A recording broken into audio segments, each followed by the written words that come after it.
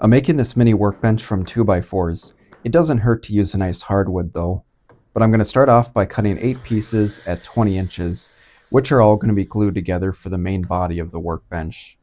I am using the table saw to trim off all the edges to get rid of that round over. Of course you can use a planer and even a joiner if you have those.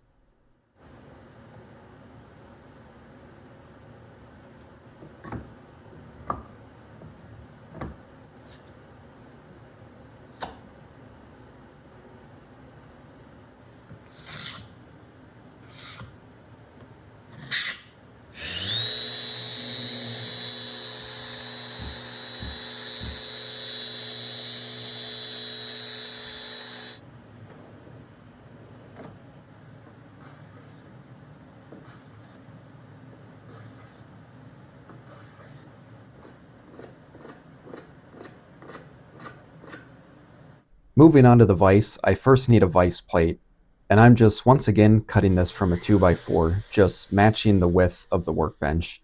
And I'm following the same steps for trimming off the roundovers, cleaning it up, and adding a chamfer.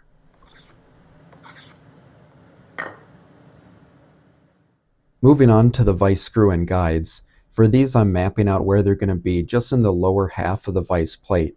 I first need a 1/4 inch hole. This is going to be for the vise screw because I'm using a 1/4 threaded rod.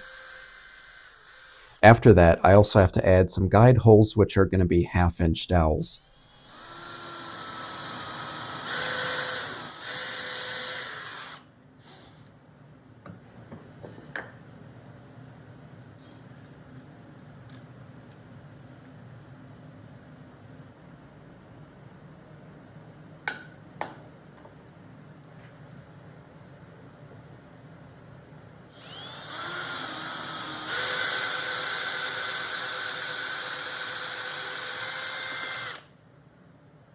I'm using a threaded insert for the vise screw. This attaches to the main body of the workbench, so I did have to drill a larger 5/16 inch hole for this.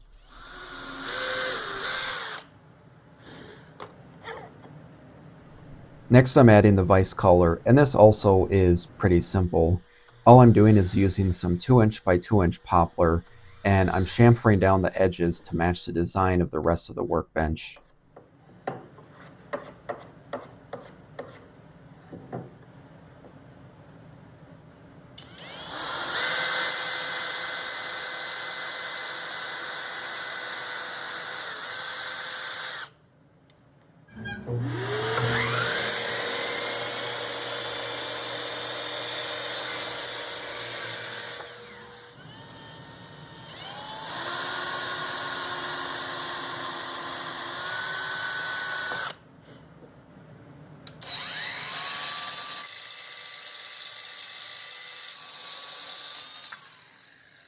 To attach the threaded rod to the vise collar, I'm using some construction adhesive because this adheres both to wood and metal.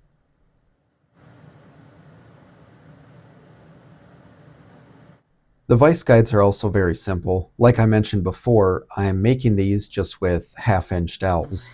So for these, all I have to do is cut them in place and then glue them to the vise plate. Although later on, I realized it was actually a lot easier to just pin them in place by adding some screws. But either way, works just fine.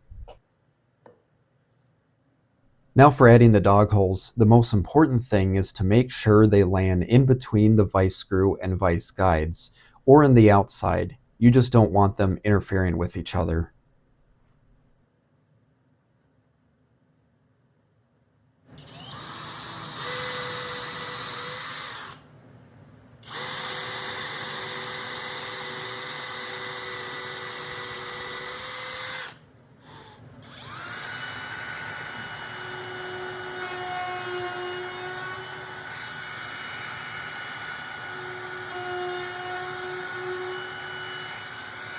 One last step for the vise plate is recessing a washer and locking nut, which will help the vise plate move with the collar as you loosen the vise. It'll make a lot more sense later on. But next for the vise handle, I'm just using a dowel once again for this. For the ends of the vise, I'm going to keep it simple as well. For these, I'm using a larger 1-inch dowel, pre-drilling, and then cutting off half-inch chunks. This is just because it's a lot easier to pre-drill ahead of time. But with these half-inch chunks, all they do is screw to the ends of the smaller half-inch dowel.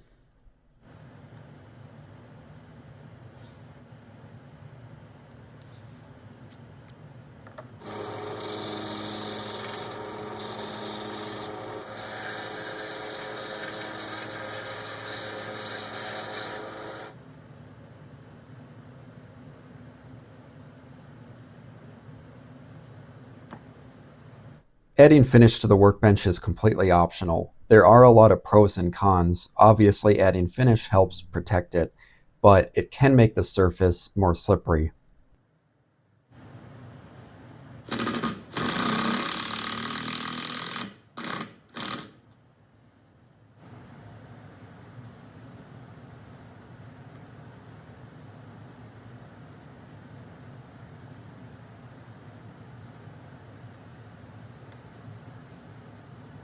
Here you can see how I'm using that washer and locking nut in order to keep the vise plate locked together with the vise collar as it turns.